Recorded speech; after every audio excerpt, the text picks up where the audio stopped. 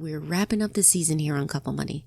We're going to share how we did with our finances this year, how to do a year-end review, and what to do if you've had a setback on your goals.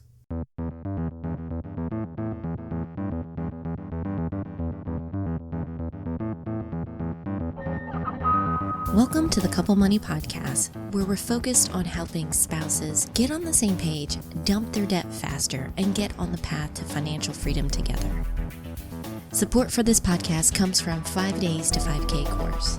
A big headache for many couples in the community is they know what they need to do. They need to knock down this debt or save up for a big goal. The question is, where does this money come from? Budget's tight. So I designed a free week-long course that will show you step-by-step how to find, save, and make some extra money. And it's broken down into manageable chunks because I know we are all busy. You can sign up at couplemoney.com/5K. Before we get into the finale, I wanted to talk to you briefly about last week. That was supposed to be the season finale then, but you've noticed I didn't get the episode out. And I know some of you listen to the podcast but aren't newsletter subscribers, so I want to fill you in. A lot's happened in the last week. I'm going to start off with the good because it's easier for me right now. So this past Sunday was our 12th anniversary, and we had a lovely time and really enjoyed it, which is why I originally planned on ending the season last week. It's kind of been my tradition for our anniversary to be like the end point for the podcast. You know, take off the rest of the year to hang out with my family. Last week was different. I have some friends that are having some health issues. And last week I got a call, and a good friend of mine was stopping chemo and getting hospice care.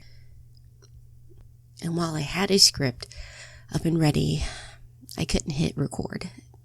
It just didn't feel right. On some level, it just felt disingenuous to talk about ending this year on a high note when this was going on. I really just needed to stop and take a breather, and so I did, which is a privilege we didn't have years ago when we were in debt and living on a tight budget. So I'm really grateful to have this option.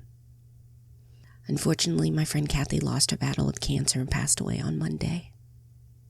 So, if there's something positive about this past week that I've had that could help you with your finances, I would say that it's made me more determined to continue helping families be in a better spot with their money so they can have more options like stepping back.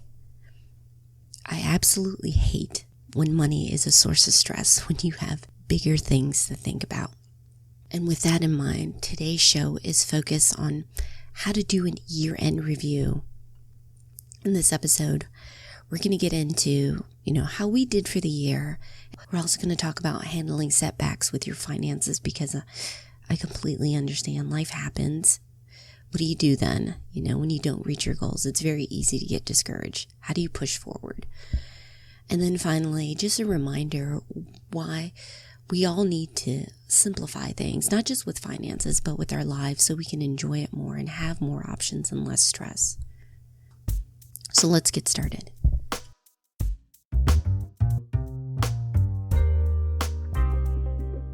When we began this year, we had 3 major goals we wanted to tackle. We wanted to take more trips as a family.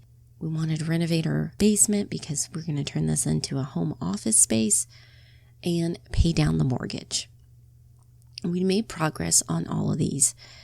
While I didn't get what I was hoping for and wishing for with the family trip abroad, I am glad that we were able to take several trips together throughout the year, have time, have fun, and stay within budget. Our basement renovation was our biggest expense by far this year. We have the drywall electric work done. We also have the insulation, trim work. And we're really excited about getting my husband's desk moved down. I already have my office space set up. So by next year, we'll have a dedicated area where we can work from home and still be separated enough that the girls don't interrupt things. Now, between the family vacations and taking care of the basement, we didn't have a lot of extra money, but we did know that we wanted to put it towards the mortgage. So what we did is we rounded up our mortgage payments and sent that in. While it might not seem like a large amount, we are shaving off years on our mortgage and paying it off sooner. We're happy overall with the progress that we made, and we're really excited about our goals for next year. But that's it. That is a year-end review, which is what are the major goals we had and how did we do them. If you're subscribed to the newsletter, you'll see the numbers this weekend. It's a little dry. It's not that exciting to talk about, but I wanted you to see how uncomplicated it is. A year review is basically just a bigger review of what's going on with your finances. If you do regular money dates, then you have most of it already done. It's just tracking your progress on those big goals that you have. And for us, we usually look at our investments on a quarterly basis in detail to just make sure that everything is on track. Besides our big goals that we made for the year, with our review, we also look at our monthly budget. Sometimes you'll notice that there's a trend where a bill is going up and it might be time to renegotiate, or it might be time to adjust your budget. Maybe your power company has raised rates. Is there ways you can cut back and save at home, or is this something that you just need to account for in your budget? Also, if you just recently did open enrollment and you were handling your 401k investments, health insurance options, that's also an opportunity to review and see if you can improve on anything. We noticed with some small changes, we were able to save on healthcare expenses. So what we did is we decided to reallocate that money into our health savings account. And then looking at your overall net worth can give you an idea if there are certain accounts that you need to keep an eye on or adjust, or if you guys are on track. And there are plenty of apps that can make it much easier. The three biggest ones that I think are very helpful for couples are Personal Capital, Tiller, and Mint. And they each are really good for different types of situations and couples. So for Personal Capital, if you have a lot of accounts and you're also looking for help with the investments, they are a great option to make sure that you're minimizing unnecessary fees. Mint is very good. It's very straightforward and simple. If your focus this year is just getting your budget squared away, that is a very easy one to use, very visual, and you can set it up to give you alerts if you get close to your spending. And what I absolutely love about Tiller is how customizable it is. Many of you have emailed me about some unique circumstances that you have with your finances, and I get it. Maybe one of you is a freelancer or working on the side, and you want a tool that is able to adjust with your circumstances. Tiller, you can completely customize it. You have budget templates that you can use with the spreadsheets, and it pulls in that data from your banks every day. So you get a win-win situation with that, something customizable and at the same time automated. So I'll have the links up in the show notes, but use a tool that you're comfortable with and have a regular check-in with your finances. That way, when you do a year-end review, it doesn't take too long, and then you get a very clear idea of what you need to work on for the next year and beyond.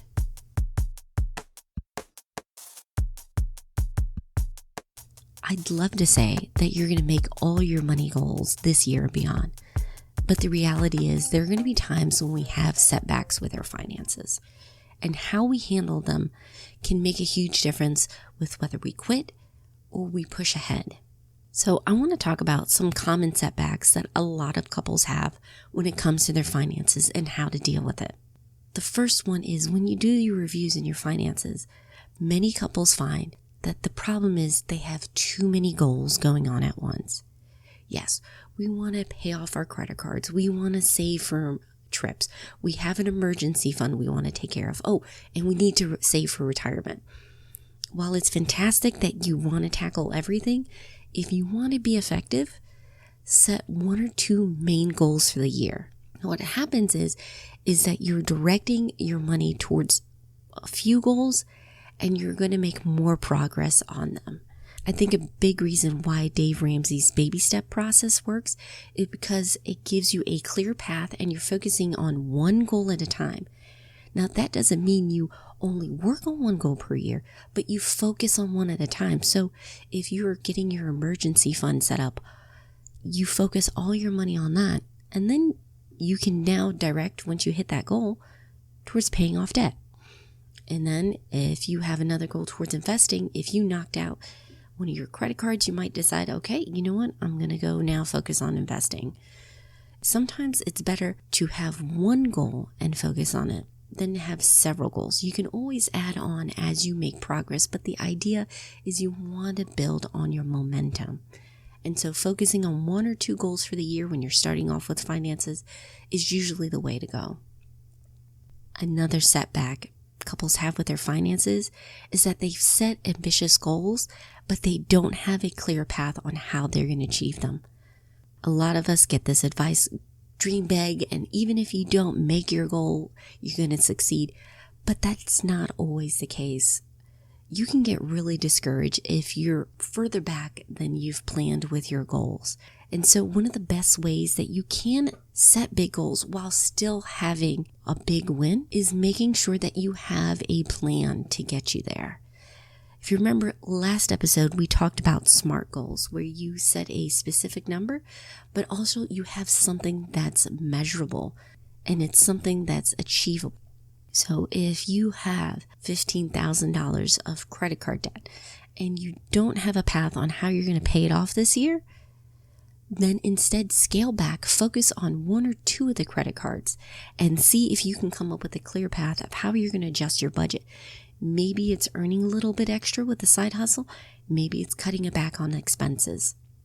But by focusing on having a how on your path, you're more likely to achieve it and to stay encouraged.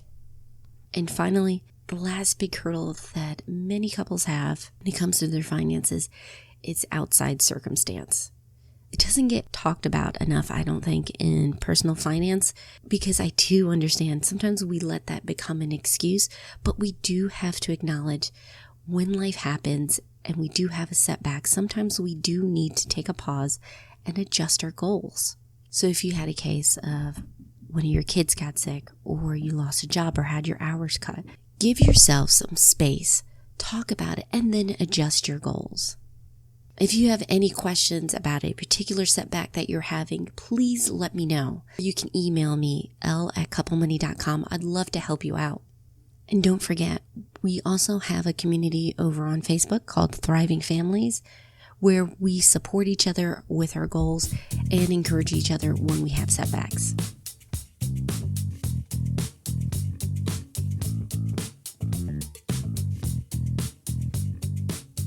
So you've heard about our week. And to be honest, it's kind of par for the course in 2018. We've had a lot going on. We had family members dealing with chronic health issues. We visited loved ones in the nursing home, hospital, checking in on them. It's just a lot on our plates. And after hearing from you on Facebook and through emails and everything, many of you are dealing with the same thing. Just a lot going on. How do you juggle it all? How do you focus on what's important? I'm guessing if you listen to this personal finance podcast, you probably listened to some others. You've no doubt heard this term, financial independence. For many, it means being able to retire early. It's pretty popular right now, but what's more important to me is talking about financial freedom and what that specifically means for families. I think there are a lot of core principles within financial independence that can be very helpful for families, especially when you have young kids. Unfortunately, I don't see enough discussion within the FI community about how does your day-to-day look like when you're raising young kids on the path of financial independence. What choices are you going to make now to not only reach that goal in the future, but give yourselves buffer now and enjoy the time you have with your family? So for 2019, here's what I'm doing. On Couple Money, we're going to continue focusing on how to work together on that path of financial independence. the conversations to have, the tools that are out there, and the strategies that have worked for other couples. However, finances are only one part of the equation. There are many skills to learn, tools, tactics that you can use to become financially free and eventually independent while raising your kids. And that's what's going to be my focus on Simplify and Enjoy. We're looking at the big picture with how you can simplify your finances, your home, your lives. And we're also going to dig into the challenges and choices we have to make as families when pursuing financial independence with the little ones. Are you and your spouse going to take a break from full-time work to be with your kids until they're old enough for school? Dropping income definitely affects your timeline. So where do you draw that line? How do you slash expenses while still providing special experiences for your kids? Yes, there are some fun, frugal, and free activities out there that you can do as a family, but there are kid-related expenses. The point is, with Simplify and Enjoy, our focus isn't going to be who can get to FI the fastest or who's the most frugal. It's about providing the tools and ideas so you can cut out that unnecessary noise and build a life that you want for your family. So if you're interested, you can find out more in the show notes or just sign up and join at simplifyandenjoy.com/join. I hope to see you there.